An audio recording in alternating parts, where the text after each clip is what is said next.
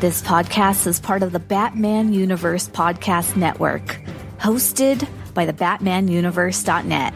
Check out everything related to Batman and the entire Bat family at the BatmanUniverse.net, including news and original content related to comics, movies, television, merchandise, video games, and more. Also, check out some of the other unique podcasts that TBU has to offer. Consider supporting this podcast by becoming a patron on Patreon. Even $1 can go a long way in supporting this content that you enjoy. Look for a link over at the BatmanUniverse.net to offer your support now. And now, on with the show. Hi, my name is Peter Tomasi. Hi, this is James Tynan IV. Hi, I'm Dan Jurgens. Hey, I'm Dustin Wynn. This is Jim Lehan. Hey, this is Scott Snyder. This is Mark Hamill speaking. This is Kevin Conroy. This is Tim Sale. Hello, everyone. I'm Batman, and you're listening to my podcast. Hello, and welcome to the Batman Universe Comic Podcast, Season 13, Episode 6. I'm your host, Ian, and I have with me... This is Steph. And this is Theo. We have a lot to get through. We have reviews of Batman Catwoman issue number 4, Detective Comics 1035, and also a bunch of news because, of course, solicitations dropped in the 3 weeks since we went through. The reason we are a little bit delayed is because Batman Catwoman was our selected comic to fill our second review slot in the back half of the month, but it was delayed. It originally was supposed to drop last week, and so we didn't have access to it, and so we couldn't record until now. But that's what it is. First things first, all of my co-hosts and I happened to watch the Zack Snyder Justice League. We're not going to do a full review. There is a review on the site, but I did want to get some reactions. Steph and I watched it together, which was really fun. Well, not together, but we watched it together on Discord and chatted back and forth as it went through. And Theo watched it, sadly, by himself. So, Theo, what were your thoughts on the Snyder Cut? I will give it credit for being better than the theatrical cut, but considering that the theatrical cut set such a low bar, it didn't have much to do in order to be better. It is what it is. I mean, it's just... Tell us more about how you hate Cyborg. It's just further proof that Zack Snyder was the wrong person to lead the DCEU, and if Warner Brothers really think that the Snyder Cut and all of the accolades that it's received for being better means that it's time to move forward with more of the Snyderverse stuff, they're going to be greatly disappointed. I mean, it's just, it wasn't a good movie. Still a lot of gaping holes, even though it took 4 hours trying to build holes. You know, it's just further proof that DC and Warner Brothers and Snyder went at this the wrong way in trying not to be Marvel and how Marvel built its universe. They completely flopped on it. And yeah, you know, the less I see of Ray Fisher as Cyborg and Ray Fisher, period, the better I am. But I hope that this is it for the Snyder Cut and the Snyderverse, although the new trend of releasing the Snyderverse is out there now, which I am wholeheartedly against. We will not be covering that on the podcast. I was hoping we didn't even have to discuss it here. You know, it is what it is. Yes, I will give it credit for being better than what we got in the movie theaters, but, you know, the bar was set quite low for it anyway. I don't have the same emotions. It definitely was better. I liked it a lot better. I loved that it filled in a lot of knowledge holes and things. I like that they took out some of the awkward Whedonisms. I hated the score and I hated the vocal montages. There is a king waiting to hold you. They told us our gods would outlive us. Oh, no, they were bad. There's one other thing that I just oh, right. So the theme for this daggone movie should have been keep your eye on the road and life will be better. Don't look at people when you're talking. Don't look for your cheeseburger under your foot pedal when you're driving a semi-truck. Don't look at the cute boy when you're going through an intersection, and don't look at your son when it's raining outside and you're driving a car. So just keep your eye on the road. Please drive safe, and don't take any advice from people driving in the Snyder Cut movie. That was one thing that bothered me the most. I loved Cyborg. You're crazy. Cyborg was sweet, and his character development was wonderful. And at the very end, when he's like, "I'm not broken," I just started crying. It felt like it was a Cyborg movie more than it was a Justice League movie. I'm sorry. Well, for 4 hours, it was not. It was not okay. This is making my night, guys. This is awesome. So I had Ian pause the movie every time I had to have a potty break, except he doesn't know that I went potty a lot more than what I said. So there's a couple of things I missed because it's a 4-hour-long movie, y'all. Oh my gosh. I don't know if it was worth it. It would have been nicer as a mini-series, I think, with pauses. Oh, and the parts? What was it, 6 parts in an epilogue? Yeah. That made no sense. The parts were not well structured at all. Seemingly arbitrary. I wonder if those were just intended to be potty breaks. I don't know. And then I hated the epilogue, the nightmare with Joker in the post. And Mara's terrible Injustice world. The terrible English accent. I could have done without that, especially since it's not setting up for anything. I don't know. It was dumb. Again, not that I'm like totally toilet focused, but I could have done without the extra 20 minutes of that. I got other things to do, like use the bathroom. The most touching part for me, and this I promise will be the absolute last thing I say about this. The most touching part to me was the tribute to his daughter. That was sweet. That was a really good part. But other than that, again, compared to Josh Whedon, without a doubt, it was better. But whatever.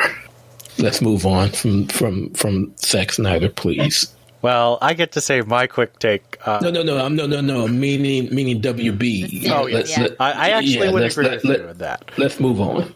Yes, I do agree with that. Yeah. So I am in the weird spot of I actually really like the Whedon cut. I am not kidding. I bought the special edition Blu-ray. I still have it. I plan to watch it, and there are specific things that I really missed in the Snyder cut because they cut a bunch of stuff out that Joss Whedon shot, and some of that sure was an improvement, and I will definitely say it made more sense than the Whedon cut.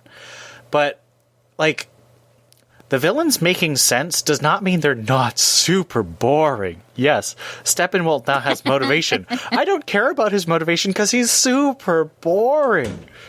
It was too long. It did not need to be terrible. 4 hours. And I liked Cyborg in the Whedon cut.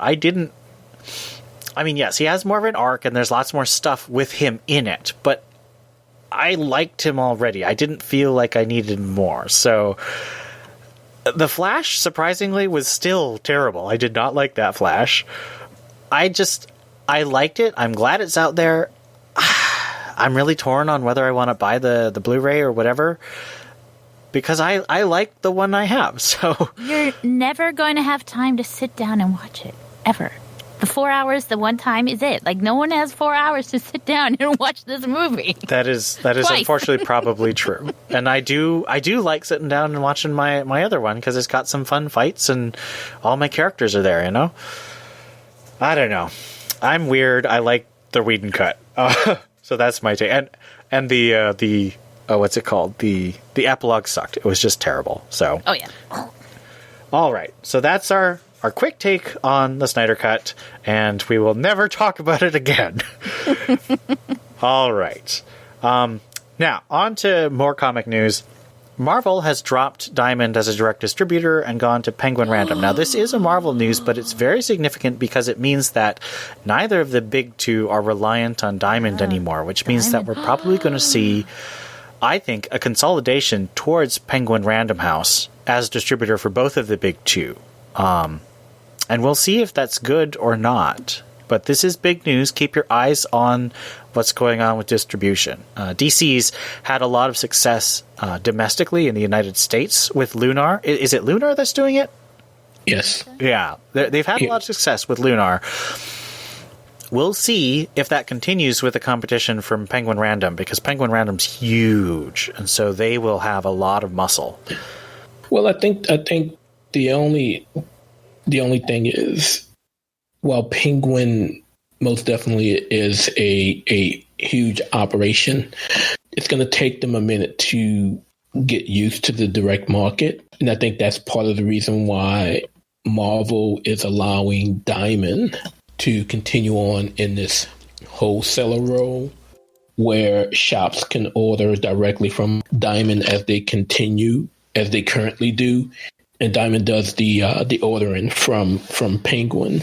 So we'll see how long that lasts. But fans like myself have been calling for changes in how, especially Diamond did their business. In refusing to grow and change with the times. A lot of their systems are the same systems that they've been using for decades, and being that they were the only dog in town, they had little urge to change it. Now we're seeing the fruits of what that hesitancy has done. When you see Image and Boom or IDW make a change, that will probably be the final nail in the coffin for Diamond, unless they throw some serious discounts those publishers away where they can continue operations. Yeah, I agree. I think that Diamond's days are numbered. There's a lot of signs that their business is not being well managed. And when you're in a monopolistic situation, you get complacent. And I think that's what they've done. And I'm glad that DC broke the dam by creating their two distributors, even if one of them ended up deciding not to continue with that business. As I said, I've been pleased with Lunar, quite pleased. I just hope they don't go away. It's not just Diamond that I think is in trouble, because I think Diamond is what has kind of held the entire empire that Geppetto has had. Diamond is owned by the same guy that owns Gem Publishing, which of course does the Overstreet price guide. But I mean, even though I still use the price guide, and the price guide is quite valuable, you see more and more people using things such as Go Collect and Key Comic Collector and all these other apps that are now, providing online mobilized price guides that changes with the market. And then there's just Overstreet, and it comes out, once a year. And you would think after all these years, they would have come up with an idea of update and keep your customers competitive. Or even a mobile version of the price guide. Now, supposedly there's something that can be done on an iPad, but there's nothing for Android. There's no type of. If I wanted a price guide, I would have to hold the big Bible in my book sack. That's not convenient these days. What I want in my book sack are the books that I'm getting signed. I want to have books that I'm going to be buying. And if I want to check prices, hey, if I can pull up Comic Book Realm, or if I can pull up Go Collect or any of the other sites that offer price guides, why would I, in the environment of going to a convention, and how busy those things can be. And if you're too busy trying to flip through a page to see what the value of a book is, you're going to miss out on that book. I just wish that after all these years, they would have grown with the times. They haven't. They've done very little updates to their POS. What I've heard from comic shop owners that still use it, and even comic shop owners have dumped that POS and have gone to other vendors that are out there that seems to be more user-friendly, both for the shop as well as the customer. My shop used to use Diamond's POS, and then they moved to Comic Hub. And, before I moved to DCBS, Comic Hub was a godsend, because in many ways I didn't need to have the preview magazine, because once a month that magazine was in the app. It was a mobile app that I could do all of my orders from. So I didn't have to worry about calling in.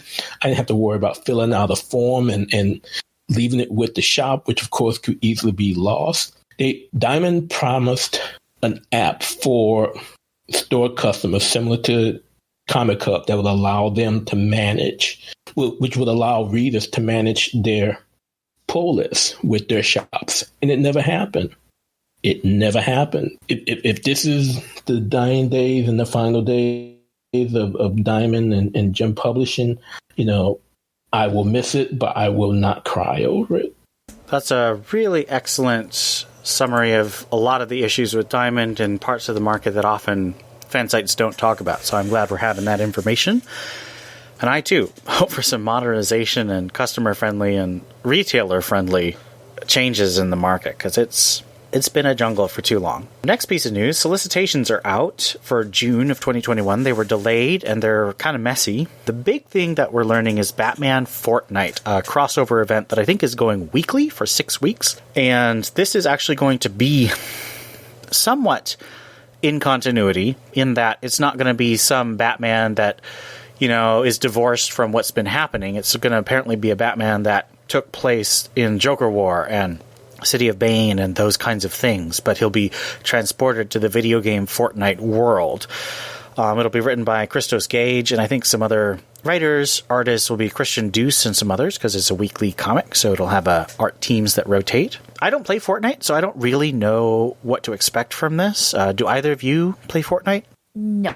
I do not, and the only reason why I'm actually picking up these 6 issues when they do come out is because I know a kid who is a super diehard Fortnite player, and each issue is going to have some type of code or something that can be redeemed for extra stuff in the game. So I'll be picking that up for him. But I didn't have any interest until they put that announcement out there. I did see some Batcat cropping up in it, so I will probably have to pick it up to see if that's any good. I have been burned by that in the past, though. No, really? I've read stuff I've never talked about on the cast because I've somehow forgotten the title of the series, but I read a really, really craptastic Batcat. Anyway, carry on. So I don't play Fortnite or know anyone who really plays Fortnite, but I am curious to see if this becomes similar to the Injustice phenomenon, where, the Injustice comics went on forever. It was like 7 years of Injustice comics. Will we have Fortnite comics that go on like this? I mean, Christos Gage has done a lot of tie-in work, so he probably could do it. We'll have to see if sales go well for them. I mean, I assume that Injustice sold really well, otherwise it wouldn't have kept publishing for that many years. The last piece of news that we learned from solicitations is that for some titles, and it seems like it's mostly titles that have a backup and are thus 30 pages instead of 20 or 22 pages, are increasing their price from $5, which was already an increase from the $4 of regular comics, to $6. So the titles that we're aware of that will probably, but not necessarily, because the prices have not all uniformly changed on the DC Connect guide to comics coming out, are Batman, Joker, Action Comics, Detective Comics, Superman, and Wonder Woman. So these are all the stories that have backups. Oh, and Justice League. But as I said, the prices have not gone up uniformly. I've heard rumors from people who've talked to DC's marketing teams that the $5 price was supposed to be a bonus for us fans, to which I say that's not a bonus. It's a raise, but it's not as much as you intend to raise it all the way. So it's terrible communication. It's a terrible idea because bumping it over the $5 mark really makes you think twice. I have dropped Batman already just because I don't want to be stuck in the middle of an arc that I don't enjoy quite enough to pay $6 a comic for. I am going to keep going with Joker and several other titles, but that's a pain point that you don't want to create for your customers, DC. You should not raise prices like this twice in a row in under 6 months. If you're not a full-on collector, like I'm not a collector, I get the trades of storylines that I enjoy reading. And when a trade is $14 and it collects 6 issues, your average person, well, hopefully knows math and knows just to wait and pick it up in trade if they get it at all. And even even the annuals are going to be $7, $6. That's just crazy. So, unlike Steph, I am an avid collector. What this means for me is that with these price increases, I will probably be relying more on digital copies. I'll definitely still be collecting Batman, Detective, maybe one or two other books. But a lot of others that, I do buy from month to month, either wait for trade or I'll wait that 6-month period and have it pop up on DCU Infinite. Not a good move. Usually DC has always followed Marvel in doing stuff like this. And I don't think Marvel has increased their prices yet. Not recently. Marvel stayed at about $4 for quite a while. Adding, 10 pages, for extra $2, that, especially for stories that's going to end at some point, not a good move. Not a good move at all. It really isn't. I was okay with adding 10 pages for $1 because $5 is still at that level where you don't feel like, oh man, this is really taking a chunk out of my wallet. But $6, just there's a psychological thing when you go over half of $10 that really hurts you.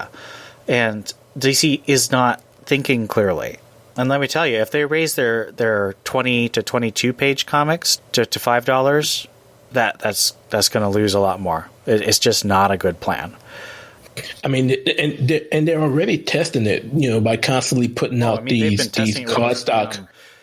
The cardstock variants. Cardstock variants. I've been complaining about the cardstock variants for 2 years now, and I said this was coming. I didn't realize how bad it was going to be, and I am really mad. So, I was really excited. I still am excited about the stories that DC's telling and the creators DC's using and the artists they're getting. I am very upset with them as a company in terms of my relationship as a consumer and a customer, someone who's buying their product. This is the exact opposite. Not only is it just something that makes me not want to buy their product, it's communicated chaotically and sneakily. I don't feel like it's honest. Something like this, I think, should be communicated through a release saying, all these titles are jumping, and this is what you can expect, so you can plan your budget. They've done this before. They tried to do it with Scott Snyder's Batman. They tried to raise it to $5 back in the day, and Scott Snyder said, no, stop doing that. And so because Scott Snyder was selling so much, they actually took the price back down. But I don't think there's any writer who has that kind of power at this point. I think James Tynion maybe could fight it out, but I think if James Tynion said, no, we're keeping the price at $5, I'm pretty sure James Tynion's 3-year plan for Batman would probably go to a 1-year plan for Batman. So it's ugly. Well, the only thing we can do is just stop buying it. And that's unfortunately what I'm going to have to do. And I am willing to bet a lot of money that I don't have. That, again, this is just more of my bill. AKA AT&T, controlling things they have no clue about, and I don't think it's going to end well at all. But it's not good. Since AT&T's brought out Warner Brothers, we've seen some good things happen, but we've seen a lot more that's not good, and this probably sits up there at the top of being the crappiest thing that they've done. They're going to lose a lot of readers this way. Well, I don't know about readers, since piracy is still an ongoing thing, but they're definitely going to lose a lot of buyers. Yeah, I'll put it that way. Yes, they're going to lose a lot of paying readers. And I say this as someone who subscribes to DC Universe Online. I do have a pull list at my comic shop, but DC, this is how you lose people. That being said, let's move on to something a bit more positive. At least I think it's more positive. I am vengeance. I am the night. I am Batman. Detective Comics 1034, written by Mariko Tamaki, art by Dan Moore. In the City Hall district of Gotham City, Mayor Nakano is hosting a fundraiser, selling his idea of a new Gotham City to the elite of Gotham, including millionaire Bruce Wayne. Suddenly, the party is crashed by the party crashers, donning Jokerized mask. As security rushes the mayor off, Bruce brings it to action. Returning as Batman, he quickly dispatches of the Crashers, wondering why they're out of their comfort zone, attempting heists on the wealthy and stealing cell phones instead of wallets. Now secured, Nakano is not pleased to hear that Batman secured the area before GCPD arrived. After disposing of the party Crashers, Bruce heads below to the Gotham sewers, where he continues to build his system of mini caves under the city to replace the cave under Wayne Manor. As he heads home, he's stopped by Lydia Warren, one of his neighbors, who asks him about the events of the night before at the fundraiser. She mentions another neighbor, Neil, who works for the mayor, was also there and saw the turmoil. She invites Bruce to a neighborhood party. Bruce resists, but Bruce's fellow resident insists, promising that the rest of their neighbors are nice people. Bruce yields and promises to bring a treat to the gathering. At the gathering, Bruce, carrying a bottle of high-quality scotch, meets his elite neighbors, all of who he's already familiar with. Neil, the mayor's assistant, is unable to attend, unfortunately. Deb Donovan, the reporter that takes the bottle. The neighbors discuss the state of the city and how they think the new mayor will do. Some have hope. Donovan, the veteran reporter, has her doubts about what Nakano can accomplish at City Hall. At City Hall, Nakano is meeting with his staff, discussing the events at last night's gala. They're discussing how they can turn the messaging from last night to their advantage so that Nakano's vision of the vigilante threat can still ring with the Gothamites. Neil, on the other hand, is not pleased with security management and wants heads to roll. Nakano asks his team to prepare a statement for tomorrow, and he dismisses them. In an abandoned apartment, the party Crashers who escaped Batman at the mayor's event are trying to hack one of the cell phones they stole the other night. Suddenly, they receive a text. There's a knock on the door, and suddenly Batman appears. While this is happening, there's a knock on the door of Sam and Sarah Ward, two of Bruce's neighbors. The groggy wife opens the door, and everything goes black. The next day, Bruce is startled by a scream coming from the Ward's home. He arrives to find Sam distraught, and after the police arrived, is joined by Deb Donovan. Sarah has gone missing. The terrorists that have struck other parts of Gotham have made their way to the elite's front door, and Neil, Nakano's assistant, seems to be the culprit. So, we have our first official or in continuity issue of Detective Comics. How did you think it compared to our 4-issue arc of Dark Detective by Tamaki and Mora on art? Well, it was simply better, simply because it was in continuity. You know, I've always stated that Future State had issues and that it was just so all over the place. Knowing where this story was picking up from after the end of Tomasi's run, you know, from that standpoint, it wasn't bad at all. From an overall standpoint, I thought it was a pretty good issue. I thought Tamaki really started laying the pieces together, just like JT did with regards to laying the pieces for what we will eventually get in Future State. We still see, you know, some questions that are out there, but we also see some answers. You know, a lot of people questioned who some of the individuals in the Infinite Frontier Zero issue were, particularly Deb Donovan. So now we know who she is and what possibly her role might be, being a reporter. I think the pieces are being laid out pretty well. I'd agree. This feels like a lot of building out the world, because we're not in the familiar territory of Bruce in, is it Westchester or wherever Wayne Manor is? And so building out the neighborhood. I mean, James Tynion has also been building out the neighborhood, but this is building out more of Bruce's life as Bruce, or rather as Bruce the Playboy, or maybe even former Playboy, whereas Tynion is doing more Bruce in the new Batcave and stuff. I like it. I like these characters. I'm very interested to see what happens with what's going on. I kind of believe, considering that Mr. Wirt is supposed to be a new villain for Bruce, that there's going to be some type of blame game going around, considering something might happen to Sarah, considering how the issue ends, and seeing again that he's been described as a villain, as an adversary for Batman. So that's kind of, I guess that's where we're heading. I'm kind of down that that it again, solicitations reveal so much, but again, still a really good issue with building things out and building the characters out, so that even though we may know from solicits, for those that read it, what's going to be going on, the groundwork is being laid pretty well. Yeah, I'd agree. What do you think about the way Detective Comics art is portraying Gotham and Batman? We've got Dan Mora on art here, and unfortunately, he is leaving in, I think, 2 issues.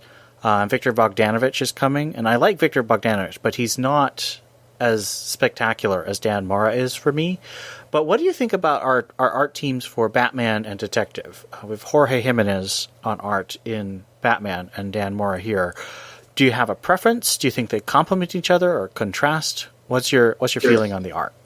The art is, their art styles are definitely different, which I don't think is a problem, considering we're seeing, even though the universe has kind of come together with how things are building towards future state or possible future state. But the fact that things are being looked at differently, or from different viewpoints, it can allow for different art styles.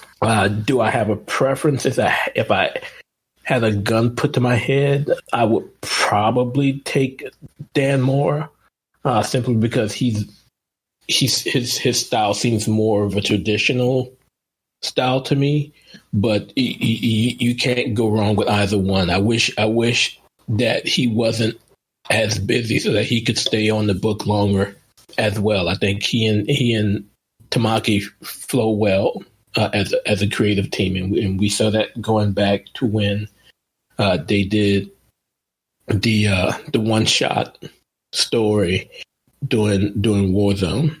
Yeah, I don't know. I tend to lean towards Jorge Jimenez myself, just because I've been such a big fan of him for about 7 or 8 years. But Dan Mora's stuff is amazing, and both of them have a really interesting, I would say they sort of complement each other, because they both have really fine lines. They're not like a thick, heavy, cartoony line, but they're not really sketchy. They have a lot of control of the line, and it's very energetic and uses a lot of sharp angles for both of them. And they both really love complex designs for costumes and clothing. So I really like that we have just this phenomenal art for both of our main Batman titles. As I said, I lean towards Jimenez, but it's not because I dislike Mora at all. It's just sort of familiarity and excitement at seeing an artist I've loved for a long time develop in interesting ways. What specific pieces are you most interested that you see in this issue building towards what Tamaki did in Future State? What I'm seeing, at least from Tamaki's end, as compared to what we're seeing in Batman. In Batman, we kind of see that there are things being laid in place to kind of push Nakano into this world of going towards the magistrate. You kind of see him as someone that's not terribly interested, and in some ways naive, to be getting played by Simon Saint and Scarecrow behind that. But here you kind of see Nakano really not as naive as you would think reading in the pages of Batman. So you're seeing a different side of him. He is worried about messaging. He is worried about the political side and how the city will see his vision and see him as mayor, and he's wanting to make sure that he has all the things put into place to make sure that that doesn't happen. You see here that he's not for the magistrate program, whereas in Batman, he's against it, but you could see him kindly, slightly, and slowly being tugged in that direction. But here, Tamaki is writing, she's definitely writing Nakano as a stronger character than Tomasi did in his run. So I'd like to see how that continues to play out. Interesting you mention his strength, because I would agree that he's a more interesting and developed character, but he's a very weak mayor because he has no roots in the power base. Like, he got elected because of charisma and sympathy and the turnover based on the Joker War. He doesn't have a way to implement his plan. He doesn't have the funding to implement his plan and build his roots. And I'm actually deeply interested in the way that Tamaki's playing with the power brokers of Gotham, these rich people at these parties that Nakano has no connections to. And the journalist, Deb, I think is a really interesting window into that world as well. And I think that's what she's building towards. Again, in Batman, you could clearly see he's plausible and he's easily manipulated, or you could see that he could be easily manipulated when you see how things are slowly starting to get pulled in a direction with regards to implementing the magistrate program. But I think you see what Tamaki is doing. He realizes that he needs the elite to help build this vision. You could see that he's worried about how the rest of the city sees him, especially each time Batman shows up and does what the GCPD doesn't do or can't do. So, I think I think she's writing him as someone who recognizes he's not the typical politician, but he is. It looks like he's going to get there. Yeah, I'm very intrigued. I'm really excited to see what Tamaki does with this Nakano, and I don't want to say the elite, but it is the elite of Gotham and the people who have the real power in Gotham. And I'm very curious.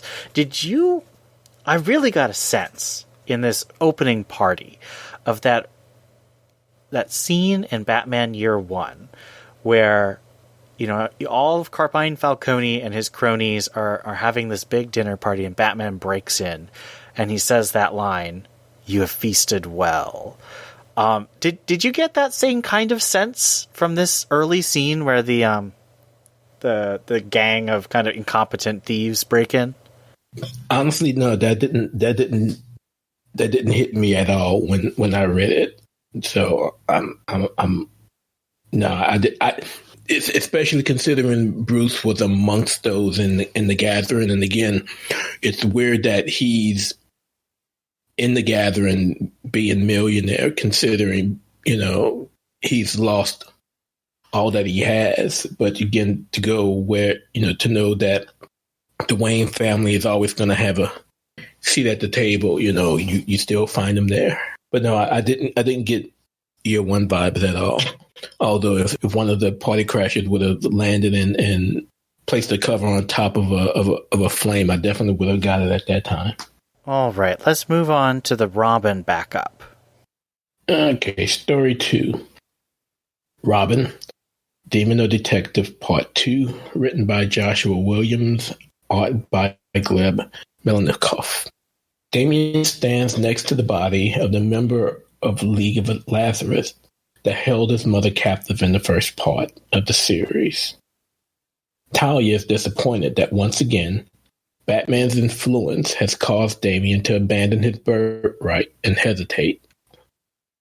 Talia gives a history of her father's empire and how the League of Lazarus, once a member of the Al Ghul's dominion, rebelled against her father. The assassins were sent as a message to Talia, who has no interest in the League of Lazarus nor their upcoming tournament. Damien wants to know more about this, but his mother ignores him. She is, however, interested in regaining control of Leviathan, which she lost in Event Leviathan, and rebuilding the Al Ghul Empire. The two depart in Talia's helicopter. Talia wants Damien to help her in rebuilding the Empire, not as her son and heir, but as an assassin, just as the others that serve her. Perhaps this way he can earn his way back into her good graces. But to do so, Damien needed to decide whether he would follow his training from birth or the ways of his father. Would he be the demon or the detective? Before she realizes, Damien is gone. He has made his decision and is going to fight in the League of Lazarus tournament. Elsewhere, members of the League of Shadows are making plans as well. They want to bring the League of Lazarus back into the fold, even if they must do so by force by entering the tournament. There is some concern that Damien will enter the tournament, since Talia couldn't be convinced to enter herself. But they have their own secret weapon who can match blows with Damien. What better way to take out a Robin than with a Hawk? Or better yet, Connor Hawk. So, let's start at the ending. Do you guys know who Connor Hawk is? Because he hasn't been around for, I think, a decade now. So I'm sure a lot of our listeners don't necessarily know who he is. I had no idea who he was. Connor is one of those. Well, it depends on. I guess it depends on how you look at it. Because, but Connor is the son of Oliver Queen, and I can't remember who the lady was. It's not Dinah, of course, but he is the son of Oliver. Yep, he's the son of Oliver, and during the 90s, when Oliver died, he was Green Arrow for a long time, and he was one of the world's best martial artists. Which is why, when they're bringing him back now, they're doing it in this tournament to demonstrate his power as a martial artist. And I think that's kind of exciting. There's a lot of hints with the Green Arrow 80th anniversary 100-page spectacular that we're going to get a lot of Arrow content coming soon. We haven't had a Green Arrow title for about 2 years since the title ended with, oh goodness. It was somewhere in the 40s. It might have been 45 or so. But no Green Arrow for a long time, and so... What, that the Benson's run? Yeah. Well, basically their arc. They kind of had one arc to close it out. The Benson sisters. Yeah, they wrote Batgirl and the Birds of Prey and then moved to Green Arrow. So, Connor Hawk is back. And he looks like he's working for the League of Shadows. No, sorry, League of Assassins. Because League of Shadows is Shiva's division. League of Assassins is Ra's, and there's this new League of Lazarus. That's right. That's right.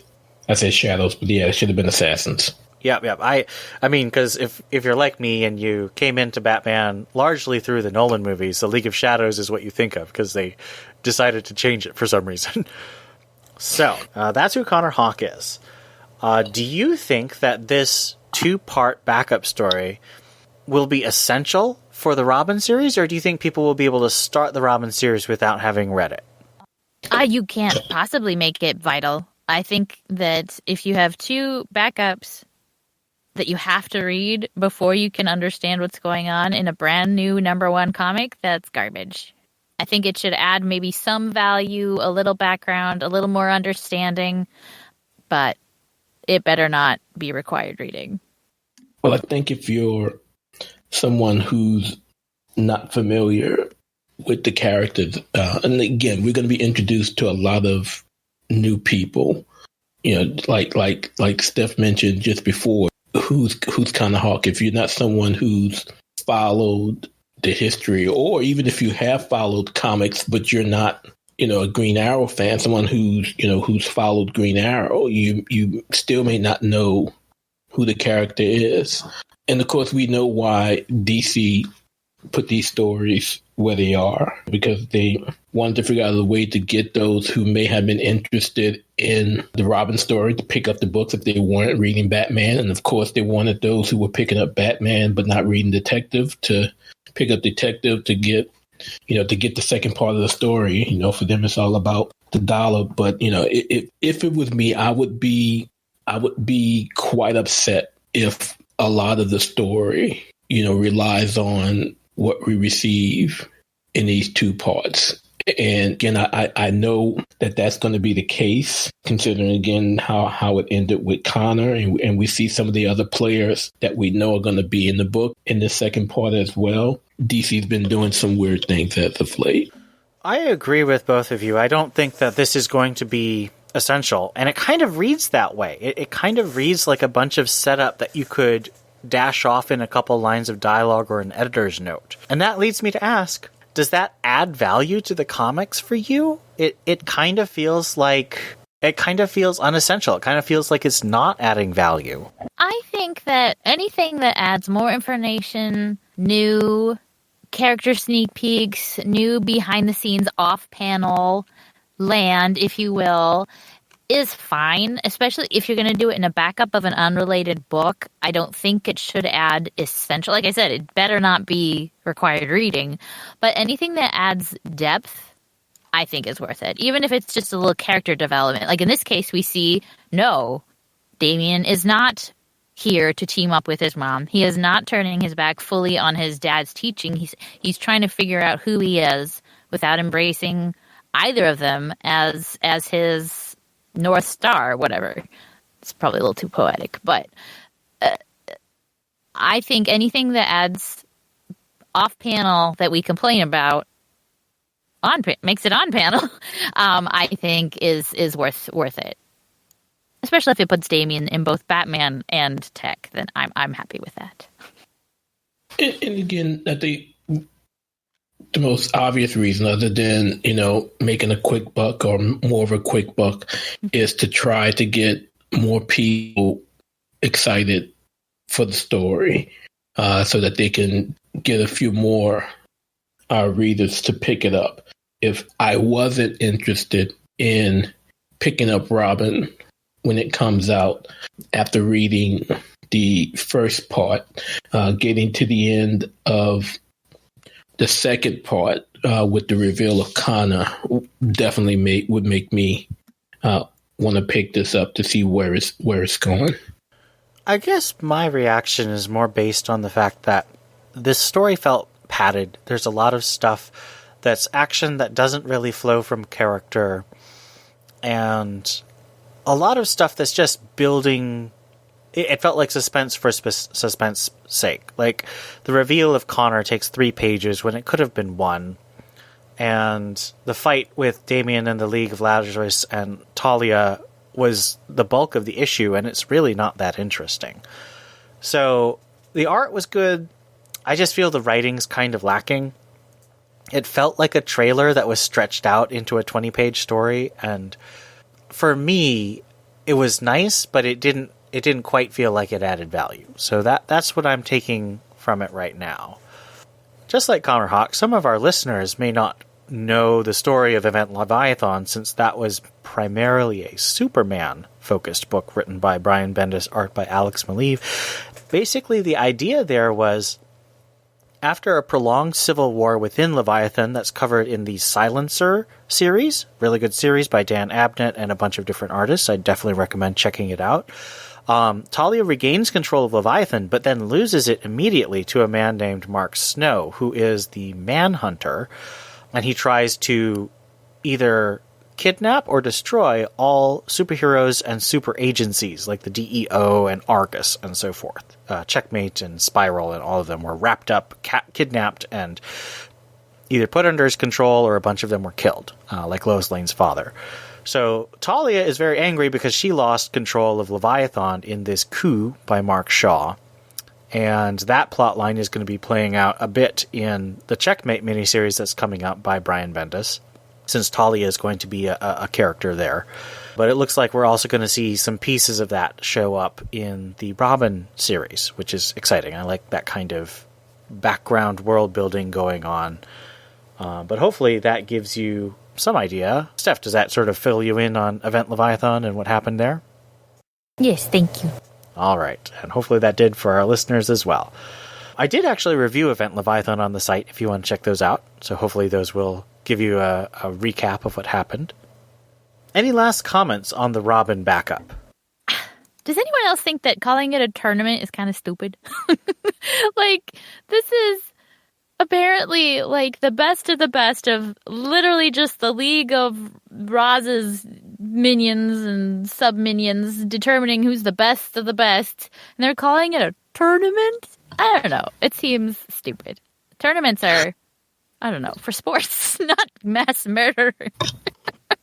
Like, I think a gauntlet or a battle royale sounds more badass and cooler.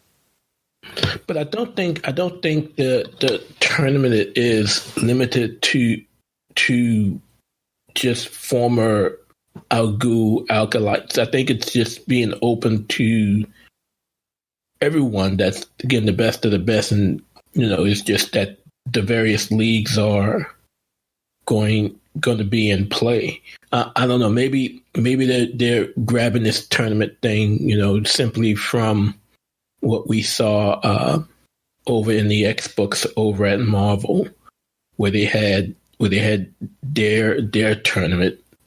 I can't remember if they called it the tournament in X of Swords or not, but I don't know. It's neither here nor there for me. The Marvel Dustin is so angry. All right, so let's rate Detective Comics, including Robin #2, the backup, out of 5 bottles of Batman's wine that the journalist likes to drink. I know I didn't comment during the actual review, but I loved the art. It is a little bit of kind of, I don't know, a boring setup, but I just loved how much we got to see of Bruce and how he's functioning as both Bruce Wayne and Batman with his new monetary limitations. I am looking forward to seeing how he's going to go from being only a millionaire to literally broken on the run in Future State. So that's going to be an interesting transformation into the depths of despair. But I very much liked it. I would say 3.5. And, Damien always gets an extra half point. 3.5. I gave it a 4 on the site, and I'm gonna stick with that. Again, the Connor Hawk reveal was absolutely great for me. But even without that piece, the way Tamaki seems to be setting things up seems to be quite in line with what JT is doing over in Batman, if not better, especially seeing that we're seeing more from the viewpoint of Bruce Wayne, the person in the neighborhood. And I'm enjoying that. And again, you can't go wrong with Dan Mora's art. The worst thing about his art is that it's going to be limited to only a few issues. And I wish we could get more. But yeah, it was a 4 for me. I'm going to give it a 3.5 bottles out of 5. This is definitely more than the average good comic, which is a 3 for me. The slowness or padding feeling of the Robin comic kind of held it back from a full 4, which I think is excellent. I am very excited about Connor. I really hope that that's a cool thing leading into an Arrow book where Connor and Amico, and I've heard rumors that Speedy from before the New 52 is coming back, so lots of really cool Arrow news. So I'm really excited about the concepts. I just think the execution was a little bit lacking for me, so it's a 3.5 overall out of 5 wine bottles. I'm going to let you guys do the math, because I don't know what it is. Whether you are a first-time TBU Comics podcast listener, a 13-year veteran, or anything in between, we'd love to hear what you think about this episode or any of the comics we discussed. Send emails to tbu@thebatmanuniverse.net. Join our Discord server linked at thebatmanuniverse.net. Send us a tweet at TBU_comics. Or, if you're a patron, leave us a comment on our Patreon page. We'd also love it if you left us a review on iTunes. We'd love to read your comments on the next episode of the Batman Universe Comics Podcast. Batman may claim he works alone, but we know that he needs the Bat Family. Join the TBU Bat Family and let us know what you think. We'll move on to the next segment. Batman Catwoman. I'm going to recap issues numbers 1 through 3, and then we're going to review issue number 4, which is this week's issue.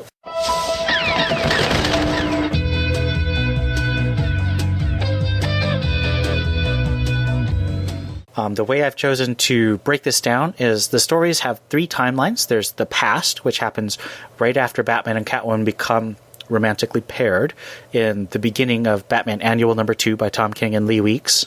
There's the present, which takes place right after City of Bane. Alfred is dead. Batman and Catwoman are in a committed relationship, although I'm not sure if they consider themselves married or not. And the future, which is about 25 to 30 years in the future. Bruce Wayne has just died in Batman Annual at the very end of that story. Catwoman is on her own, and the main hero of Gotham City is Batwoman, Helena Wayne, the daughter of Bruce and Selina. So, Timeline 1, the past. Batman and Catwoman are in love, but Catwoman is also an active thief and friends with the Joker. She steals a golden lion necklace from one of Joker's murder victims, tangling herself in Batman's first major conflict with the Joker, and lies to Bruce that she wasn't there with the Joker.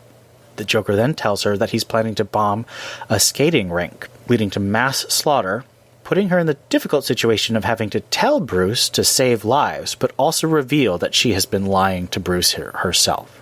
In the present, Andrea Beaumont, the first love of Bruce Wayne, and the murderous vigilante known as Phantasm, has lost her 14-year-old son Andrew. Batman and Catwoman, who has a snazzy new gray outfit, track down her son, but he has been killed with Joker toxin, unleashing the Phantasm in a one-woman war on the Joker and all his henchmen. With so many of his helpers being slaughtered by Andrea, Joker takes refuge with Batman, but he's deliberately leading the Phantasm to conflict with the heroes. Phantasm attacks Catwoman in Wayne Manor, leading to both lying on the ground unconscious. In the future, after Bruce's death, his daughter Helena, Batwoman, collaborates with Dick Grayson in an investigation of the murder of the Joker in Florida. What we know, though, is that Selina Kyle, the widow of Bruce Wayne and his only heir, was the one who traveled to Florida by herself and slit Joker's throat after a brief violent struggle. Batwoman claims that the crime scene of the Joker's murder was clean, which leads us to the current issue. Batman Catwoman, #4, written by Tom King, art by Clay Mann, and colors by Tomu More. The past. While skaters at the ice rink fly on the ice beautifully, the Joker's bomb ticks down. Selina reluctantly tells Bruce about the attack, and he rushes off to save them by punching through the ice's glove. He then confronts Catwoman and demands to know where the Joker is. Selina challenges him, asking if he will treat her like all the other criminals, and runs away, leaving Batman alone on the roof. In the present, Phantasm plots her revenge in the Batcave, holding Selina hostage and planning to trade Catwoman's life for the Joker. In the future, Batwoman interrogates Penguin, Tweedledee and Tweedledum, Scarface, Zsasz, Clayface, and Freeze, demanding the truth about her mother and the Joker. Later, Selina confronts Penguin, letting her cat kill his penguin, claiming ownership of Gotham City.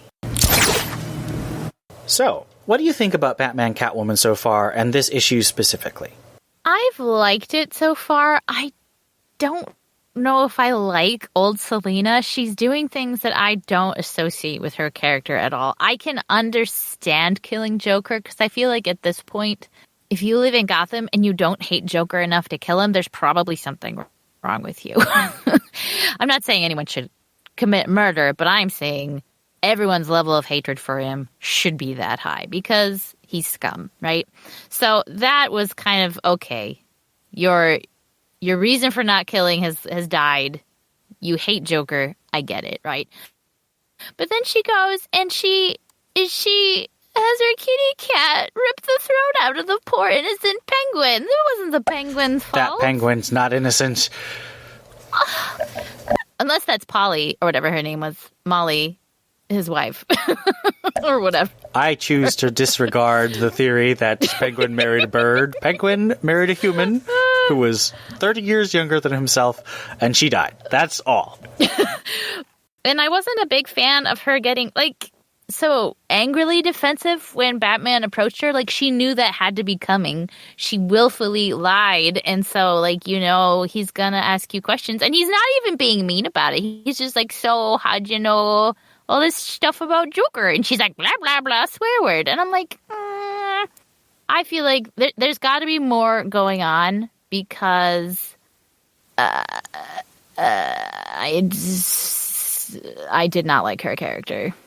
What do you think, Theo? Well, one of the things that, some of the things that we do as we record the podcast is that we type back and forth to each other and we ask questions and we mess around. And I'm sitting here as Ian is doing his summary of the issue because I took a completely different take on how the story was presented, especially from a timeline standpoint. And I'm still trying to put those pieces together. Tom King is this is really hard to read on an issue by issue basis. Really, I'm glad I read all 4 issues in a row because I got a really good idea of what the plot is going on in my head. Whereas before I did my reread to do the summaries, I was like, well, I know that Andrea is killing people in the present. I know that Catwoman and Joker are friends in the past, but I have no idea what they're doing. So reading it all together really makes more sense. It is really hard to follow along because as I'm seeing it, Ian is steady reading the summary as Selina being confronted by Phantasm as being in the present, where I'm thinking, well, that was in the past. And after she tells Bruce about the bomb, and it just goes to show how these switching timelines can just completely throw you off from a story to where you may need to do like what Ian suggested, is getting all of the issues and reading it together, or just waiting till it comes out in trade and taking it from that standpoint. But it can really throw you for a loop because I'm thrown for a loop right now with where things are. Now, I'm also going to piggyback on what Steph said as well. I don't like this Selina. I don't like old lady Selina and how King is presenting her, the voice he's given her right now. And I don't know if this is simply because of Bruce being dead or if something else happens between, the point she kills Joker and how she's acting now and sending Kitty to kill the Penguin. But I do know I don't like this Selina. And I'd rather she just go back to the Selina we all know and love. Well, And so I just wanted to kind of tag on to what Theo was saying about the timeline. I don't think there's too much of a time difference between the past and the present, if that's what we call them. This is obviously not really the present anymore, but Tom King's present. So, they didn't even give her a different hairstyle or anything like that. So it can be so confusing to read that, and I can totally get where he's coming from. Yeah, I do wish that there was more costumes because the dark costume for the past and the gray costume for the present really helps to differentiate. If they're in costume. So when she goes from a ball gown to her prisoner underwear, it's hard.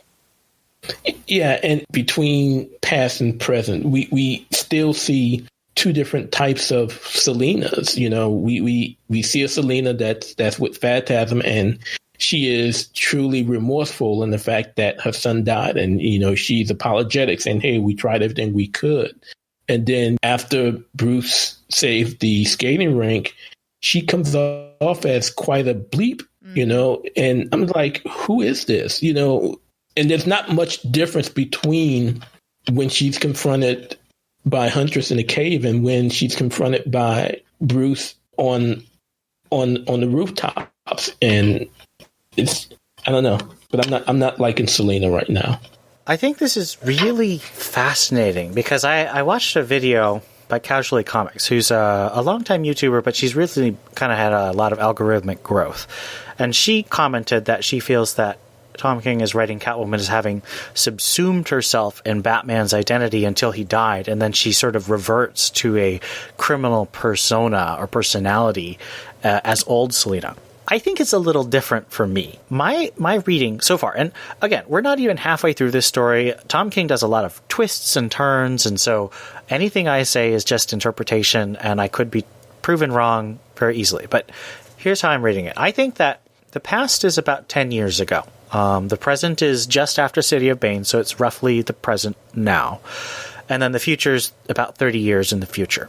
the past is just after Bruce and Selena meet and fall in love and start sleeping together. And the criminal underworld is reacting to that. And Selena is reacting to that. She doesn't know who she is being in love with and being committed in a way to a hero, someone who puts everyone's life before his. Whereas she, being cast aside by her parents hoped she would die. And that's something that's explicitly said in this comic.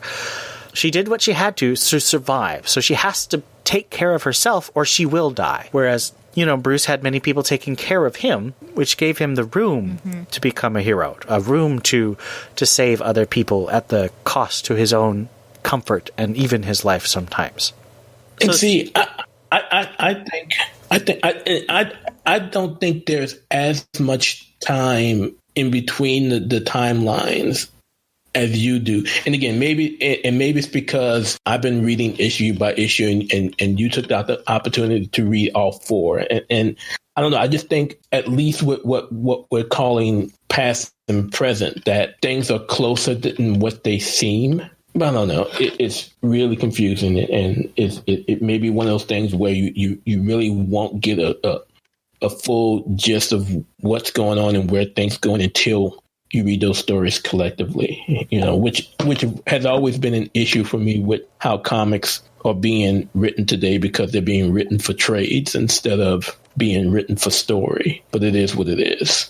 Yeah, part of me wishes that they could release this as a graphic novel, because I would love to just or maybe 2 graphic novels, the rough equivalent of 6 issues each. Oh, and one thing I should mention is that Batman Catwoman is not solicited for June, which is disturbing because Tom King has said that all of his stuff is going bi-monthly, which means every other month. And one of the reasons we had to wait for a year and a half for Batman Catwoman is the idea that we'd get a monthly release. And to hear that it might be going bi-monthly is really disappointing. I'm kind of frustrated. Yeah, I totally agree. Considering that, again, the delay was to allow Clay to get everything done and not have any delays. Yeah. And we know that there's 6 or 7 issues finished. So this is really not a good sign. Let me get back to what I was trying to sort of sketch out my view of Catwoman's arc. In the past, which again, I think is about 10 years ago, because this is supposed to be very early. This is one of the first conflicts between Batman and the Joker. This is one of the first times that Batman and Catwoman have been together. Throughout King's run, he said that they've come in and out of having a relationship, that they've gone through periods where they're more enemies, and this is clearly a period where they're more allies, but she's figuring it out. This is very early Catwoman. She still thinks of herself as a criminal.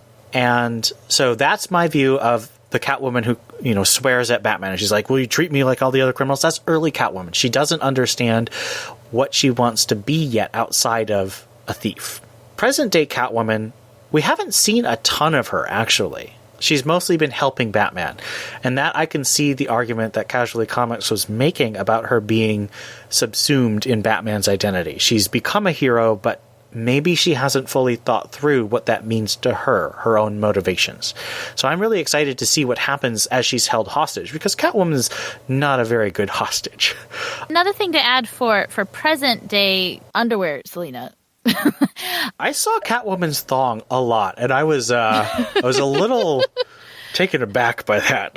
And even past Selena, I was reading Catwoman fan fiction, which is Cattails, but in it she's acquaintances with Joker, and they even do online chatting, and Bruce finds out and freaks out. He's like, why are you friends with Joker? And she goes, I am not friends with Joker. No one is friends with Joker. You stay on good terms with the serial killing psychopath as best you can so that he doesn't set his eyes on you.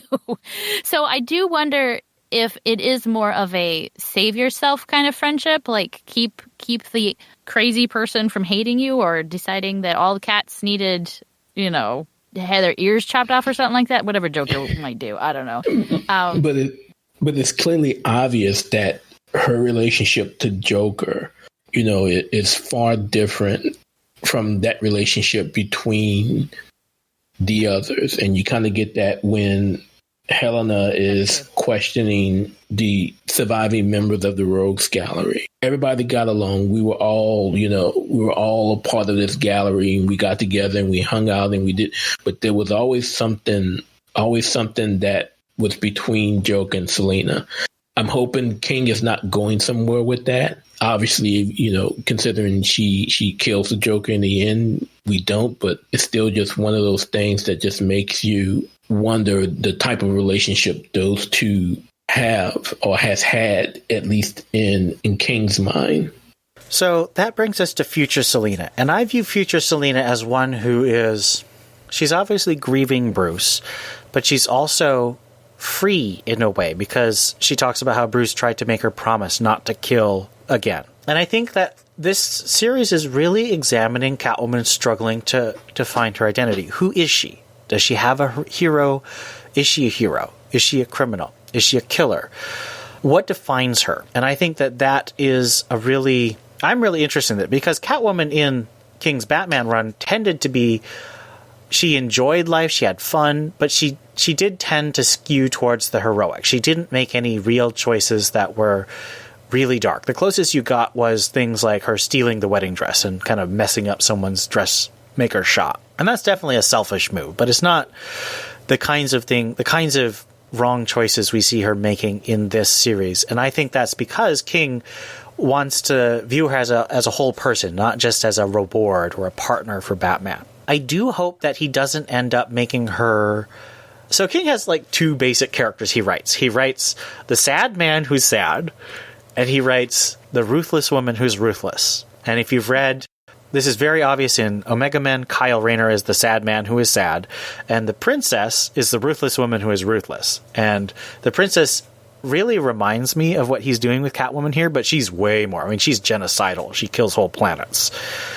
So this is definitely in King's general types of characters he writes, but I'm hoping he will confront Selena with the consequences, because I want this series to be a satisfying conclusion to Batman that he wrote in the main continuity. And if it becomes, a justification of lethal revenge on the Joker, I don't think that's a fitting conclusion for what he was saying in his Batman run.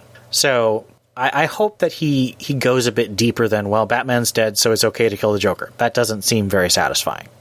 And I think he will. But if we end up in that way, I'm definitely going to be a little annoyed. I do want to just take some time and say, for all the wait, and if we do have to wait for bi-monthly, I am going to be quite angry, but the art is incredible. Even with all the weird thong shots, and there's a lot of anger about Batwoman's design, because she basically looks like she's not wearing any pants. She's just kind of naked with a vest on. I thought this issue was better, though. I wasn't quite as... There's less detail around the crotch this time, even though her belly button is still quite... Yeah, but Clayman surely does like drawing butts. He really likes drawing butts. He likes drawing butts, and he likes having Selena in her underwear. And I can't necessarily disagree with him, but I'm not sure I need a whole comic of it. If I was a young man going through puberty, I would be all for this. So I think it's definitely a comic that revels in the beauty of the female human form, although there's definitely a lot of beautiful Batman form as well. But in terms of just texture and design and composition, and Tomomori is killing it on the covers. It's a very mature color scheme. It's not the kind of like Zack Snyder kind of gray tone. It's got lots of color, but it's muted in a way that doesn't seem artificial, and there's a lot of colors fading into each other. There's like a really complex interaction of colors that you don't see in some of the more mainstream comics, where it's just like really contrasting colors to get that popping effect. And so I just loved reading these 4 issues all together. It was a gorgeous experience visually. So I very much hope that we go back to a monthly schedule in July, but we'll have to see. What do you guys think of the rogues that they brought back? There's a lot of them. Was that? Yeah, that was Nora. Was it Nora, or was it like their daughter? She seemed pretty young, but I guess if she's frozen, she could be. But seemed like a doctor. Like, there's a laptop, she has glasses, she's in like a professional attire in front of naked tube Mr. Freeze. Yeah, I took it as being Nora, from Tomasi's run. Yeah. It could be. She seems young, though. you guys think about Dick being commissioner? That was a really interesting choice. I mean, it's not unusual. I mean, if you consider in Batman Beyond, Barbara's commissioner, so the possibilities of those type of things happening, it's not out of the realm of possibility. Does Dick do cop training, or is he like a rookie detective? Or am I thinking of the Flash? I might be thinking. He was a cop in Nightwing at one point. Was he? Yeah, during Chuck Dixon's run in the 90s, he was a cop for quite a while. Okay, 'cause I don't think you can just become a commissioner because you feel like it. Well, like I said, this is 30 years in the future, so lots of stuff could have happened. Now, tell me this. The guy with his hands out the bars, was that Zaz? Yes, that was Oz, because you could see the hash marks on his skin. Yeah, I wasn't. You couldn't tell if those were the hash, the hashes, or if that was something else. But I wonder if that was Oz or not. Oh, you're right. Yeah. Scarface hasn't aged a bit. Scarface or Wesker? Scarface. No, Wesker is old as crap. Wesker looks horrible. They're really pushing the whole Wesker isn't the voice and character because he's like almost catatonic behind the puppet. Any last thoughts on the art or the story of Batman Catwoman before we give a rating? I look forward to where this is going. I have concerns about Selina's character, but like you said, this is only issue 4. Tom King is known for his twists and turns. He did so well in the run and in the annual. I have many reasons to be hopeful.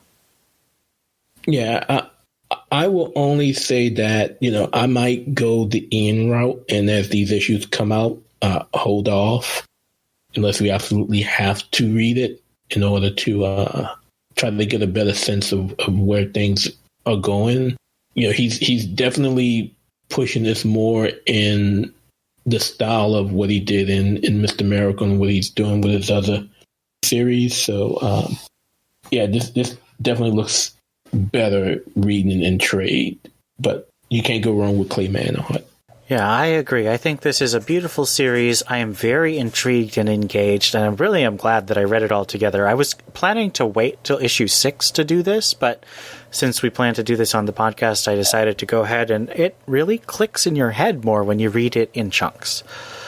So, out of 5 Batwoman utility vests instead of belts, how would you rate Batman Catwoman number 4? I think I'm going to have to give this a 3 just because of my concerns for Selina's character. The art is beautiful. I'm so interested in where the story is going. It's not a reflection of the story as a whole. I just was really turned off by it. And that may change in the future, but if we're going by single issues, I have to say a 3.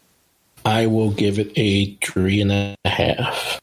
I will also give it a 3.5, which gives our mode score a 3.5. I refuse to do the math on the average. And now, let's turn our attention towards Greater Gotham.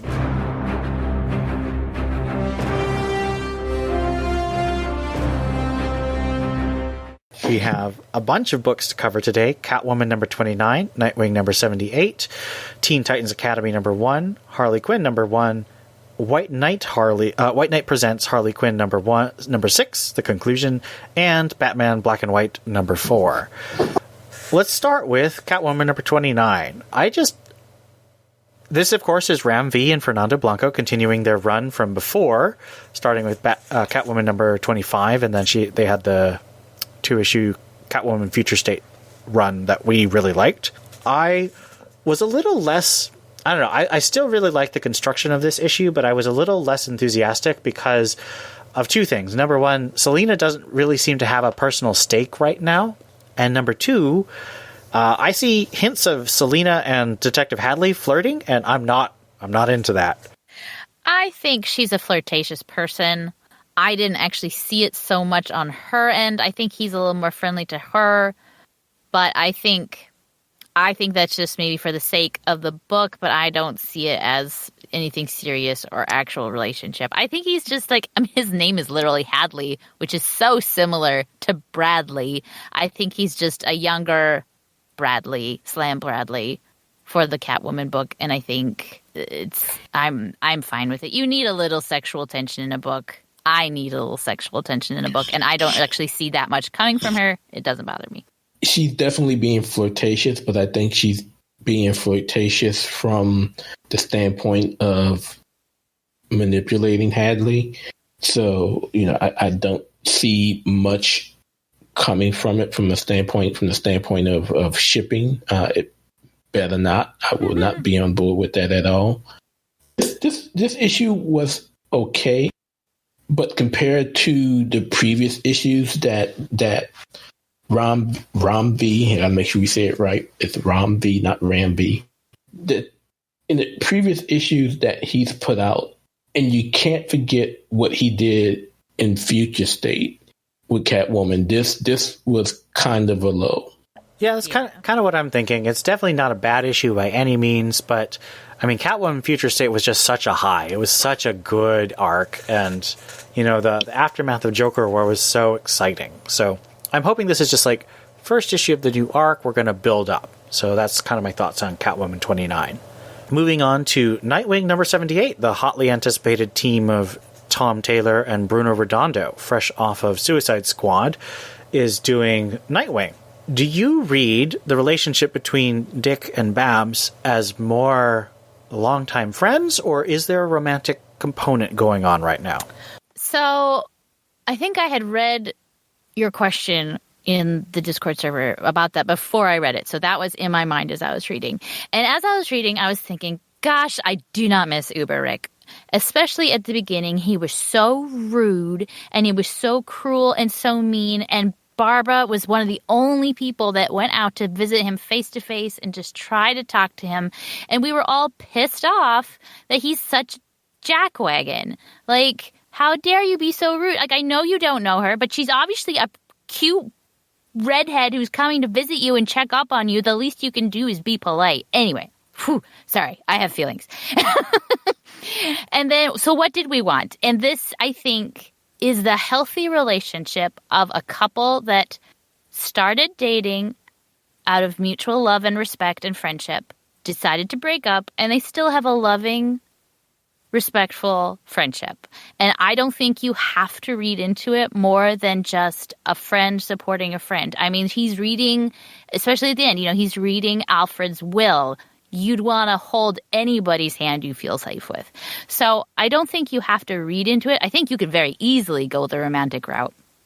But I don't think you have to read into that. I think we're so not used to seeing couples staying healthy friends after they break up, because just so many divorces and relationships just end in just brimfire disaster.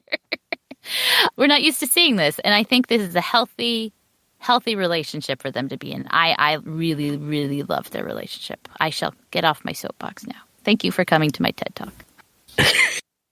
and if I can kind of piggyback on that with the healthy relationship piece, again, it's not romantic right now, and knowing that and seeing that, it again just chaps my hide. The one thing that I wanted out of the whole Uber Rick saga was for Dick and B to continue their relationship and see where it could have gone.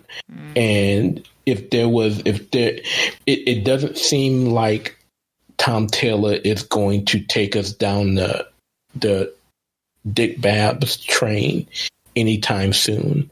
And if that was the case, the whole excuse thing about Bruce being right and that you can't be happy and do what I do thing that Dick used as an excuse to break up with B, which I thought was crap then is still crap now. If he and Babs are not going to explore that relationship again, I would have loved to have seen that relationship between Dick and B continue and to see where it grew to, where it could have grown to. But yeah, when you look at their interaction, they know who they are, what they are to each other and what they were to each other. Whether it's going all the way back to when they were younger or even when they were together as a couple. And I think they are, Steph says it's healthy. I say it's comfortable. They are comfortable where they are with who they are to each other. And I'm okay with that. But, again, I just wish that being the case, that they could have allowed Dick and B to continue along their road before ultimately writing her off in one way or another. I think these are very good takes. I just happen to be the cranky person who doesn't like Tom Taylor on this podcast. No, he's so great! I don't like him.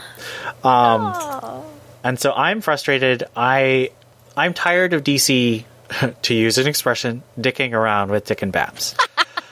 I want them to give us a sincere, honest look at Dick and Babs being in a relationship with that being status quo for years. Not will they or won't they for a couple years. Like, they played with this in Hope Larson's run. They played with this in Margaret Scott's run. Then they went with Jason Bard as Babs' love interest in Cecil Castellucci's run. Like, I want them to commit to to Dick Grayson and Barbara Gordon being the primary love interest, being in a committed, healthy relationship. And of course, they're going to have drama because that's the story and stuff, but they can be in a committed relationship with that being the status quo for a minimum of 2 years, preferably 5. But now it isn't the right time. They both have gotten out of relationships that they were. I'm not saying you're wrong in terms of I don't want them to do what they did to Tim and Steph in Detective Comics. We're just like, boom, you're magically together, now kiss. I would like to see that relationship gradually grow, but I'm frustrated because of what we're going to talk about in Teen Titans Academy. I think that is just... I feel like I'm being yanked around, and I think that, as Theo says, if you're not going to start with Dick and Babs exploring a romantic relationship, why'd you have to get rid of B? That's dumb, DC. But what's new? You've treated Dick dumb for 2.5 years. Why change now? Moving on to Teen Titans Academy, the reason I'm upset about this is because Dick and Corey are very clearly flirting, at least, and it seems to me like they're in a relationship, which means that Dick is just moving right on from B with Corey, and I don't like being yanked around like this. I don't care about Dick and Corey as a couple. I do like Starfire, but I don't care about her as a romantic partner for Dick. However, I mean, Future State Teen Titans seemed so disconnected from absolutely anything. It was almost like metal. It was a mess. Let's just say it. But I'm just saying, so, and then obviously they're really going the Future State route with this because whatever X-Face is, I looked him up. The only place X-Face has showed up was in Future State in the comics and in like the Teen Titans cartoons. So this is, I'm willing to put Teen Titans in a different universe. Ignore the fact that Damian somehow is in Teen Titans and his book and Detective Comics with the same issues as the same person. Putting that aside, I'm willing to take Teen Titans as a different universe. It doesn't bother me. Well, we're about to drop this from the schedule because I'm not going to keep reading this book. However, no, I don't want to keep reading. The kids all bother me. Well, like you little brats. I liked Brat Girl. I thought she was fun, but there was not nearly enough focus given to her to like make her a fleshed out character that makes me want to read issue 2. So. I have zero interest in any of the students. Yeah, most of the students are just blank slates, and it's kind of annoying. Yeah, it's just I don't know, and the whole thing with Dick and Corey. Again, I will forever be a Dick Babs shipper, but there's always going to be this thing with Dick and Corey, and I don't think we'll ever see the end of it. But it doesn't have to be the rebound from B, you know? Yeah. That book doesn't exist in the world. It's fine. Okay. Let's move on to Harley Quinn number 1 by Stephanie Phillips and Riley Rossmo. I have to admit, this was a little confusing. I didn't really dig it, but it's not bad. I miss Sam Humphrey's run. I really liked what he was doing there. The art threw me so much. It's real weird art. It's real weird art. There's nothing wrong with it. It's just so unlike any other book. It was a bit jarring to go from one book to that one to another one. I was like, well, but I liked it. I was just saying, I really did like it. I liked Harley's heart. I liked that she's trying to do well. I like the kind of mishaps and the misunderstandings. I liked her teaming up with that random former Joker guy with the weird neck tattoo. But I thought it was interesting and it kept me engaged. And it related enough to Batman that I cared. It wasn't... I didn't love the past runs. That one was so Deadpool level, just off the wall. It didn't quite fit in with the Batman universe. So I'm going to, of course, admit I did not read this. I everybody who knows me knows it's tough for me to get into Harley. And, if it's not Harley, and I'm actually okay with what she's doing in JT's run. So I will ask, this following what's going on in Batman as far as it is? Oh, that's good to know. That it's basically her side of it's basically more focus on her and what she's going through and what she's thinking and how being a hero now is affecting her with no financial income because she's not a criminal anymore. Yeah, but I will say Riley Rossmo's art is one of those things that it takes a while to grow on you, and for a lot of people that just never happens because that style only works in certain types of stories, at least in my opinion. Like, for example, when he did the story in, was that the Robin anniversary with the ghosts? Yep, that was James Tynan's. Yes. No, that wasn't Robin. That was Detective 1027. That was Detective. That was, okay. That style fit the story. It fit the story with the ghosts and everything else that was going on, but it doesn't work in everything. And again, I'm not going to say it works here or not because I didn't read the issue, but I just know from how he draws it. It definitely has to grow on people, and for some people, it never happens. We also had White Knight Presents Harley Quinn number 6. This was the finale to Sean Murphy's White Knight spinoff. I thought it was really fun. I don't have a ton to say because it's AU, but man, the art is amazing, and I definitely would check it out. It was a fun story by Katana Collins, who is also Sean Murphy's wife. Yeah, I liked the ending a lot better than some of the middle parts. A little slightly over dramatic for me. Yeah, it did. It had an uneven middle, definitely, but I think it ended well. And I thought it was weird that Bruce snuck out of prison. Harvey catches him, but then lets him go dress up as Batman and drive around in the Batmobile. That was a little weird. That kind of took me out a little bit. But other than that, I did like it. And it really kind of sets up Harley as her own person and not reliant on anyone. I liked that. Yeah, I like it. It was definitely better than some of those middle issues, as my co-host already stated. But you can never go wrong with Sean Murphy's art, and the writing was okay. It wasn't that far off from what he did in the 2 books he wrote himself. So I am A-okay with seeing more from Mrs. Murphy as the White Knight universe continues. And lastly, we have Batman Black and White number 4. Specifically, I Maps. What? Maps. Yes, we have a story by Carl Kerschel, who's written and drawn by Carl Kerschel, who's one of the creators and the main artist for Gotham Academy, which we did a Patreon cast about. Steph and I definitely check that out. Also check out Gotham Academy. This story was really... It was both sweet and very dark because it was a supernatural murder-suicide story, and Maps was a Robin helping Batman investigate a haunted house. And I just thought it was really exciting and well done, and the art was gorgeous.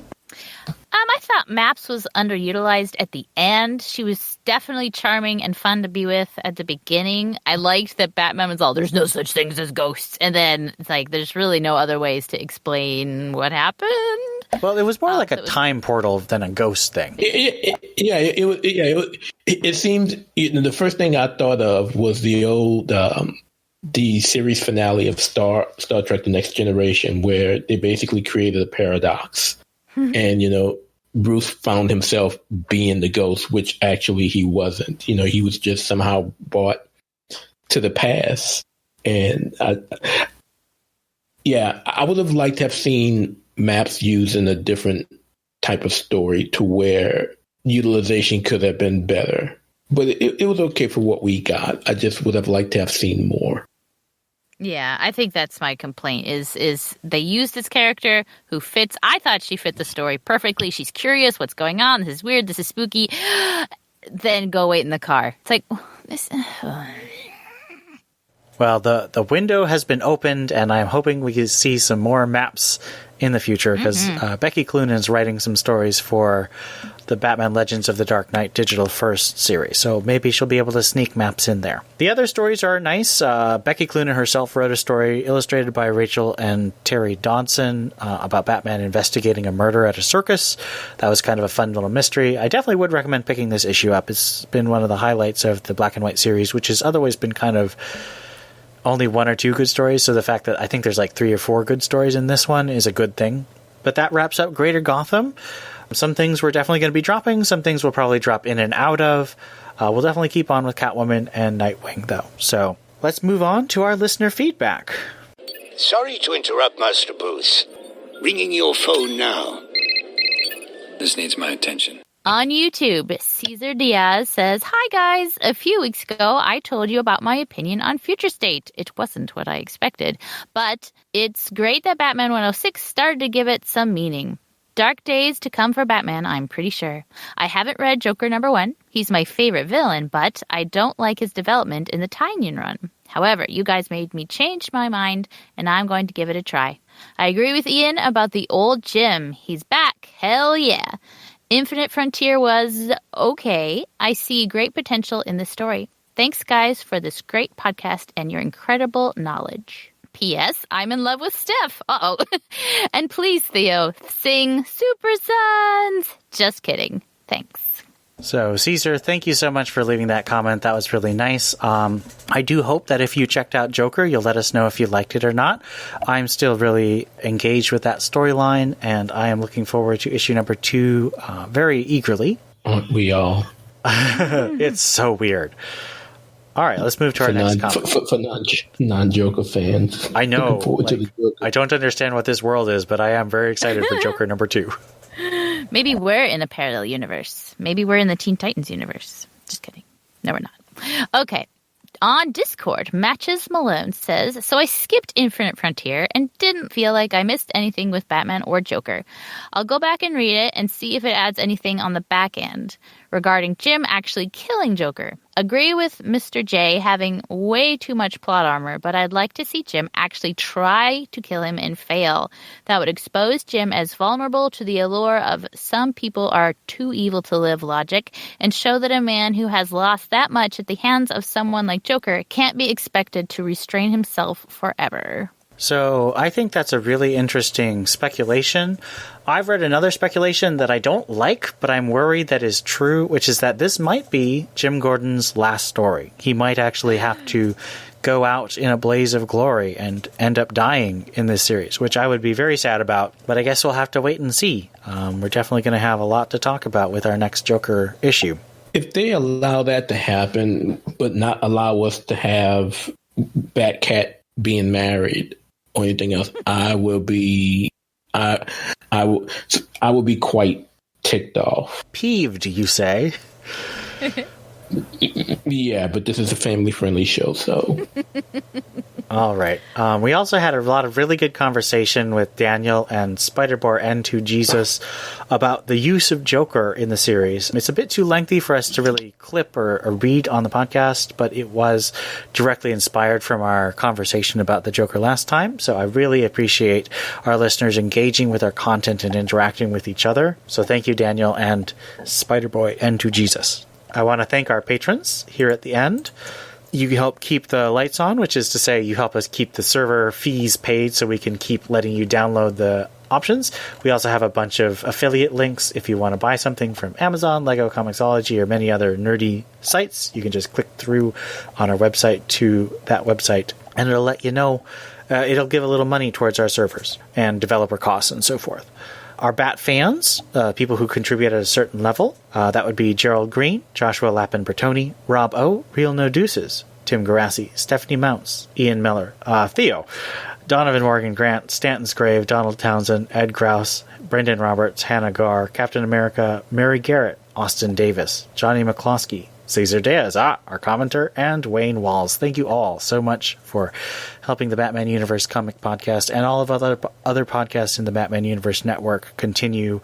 I hope you will join us next time. Until then, my name is Ian. This is Steph. And this is Theo. And stay safe.